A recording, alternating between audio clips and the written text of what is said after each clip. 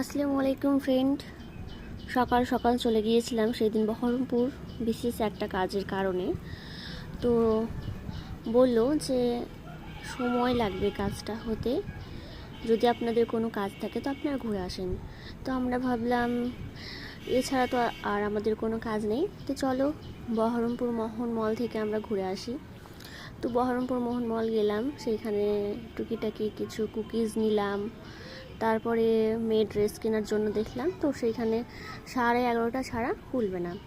তো সেখান থেকে চলে এলাম, বেশ কিছুক্ষণ এদিক সেদিক ঘোরাফেরা করলাম। তারপর রেস্টুরেন্টে এলাম, মানে বহরমপুরে মোহন মলের যেটা রেস্টুরেন্ট সেইখানে এলাম। তো সেইখানে ধোসা অর্ডার করলাম। তো আমার খুব একটা ভালো লাগেনি, আমি খেতেই পারিনি, আমার হাজব্যান্ড খেয়েছে। তো আমি ভাবছিলাম একটু ভরা খাবার যদি পাওয়া যায় তাহলে খুব ভালো লাগে। তো চলে গিয়েছিলাম মোহন মলের সামনেই 16 আনা বাঙালিতে। তো দেখতেই পাচ্ছেন বাইরের পরিবেশটা কি সুন্দর, এটা ভেতরের সব কিছুই বাঙালিয়ানার ছোঁয়া, মানে গ্রাম্য গ্রাম্য একটা ভাব। তো দারুণ ডেকোরেশন, আমার তো খুবই ভালো লেগেছে সমস্ত ডেকোরেশন।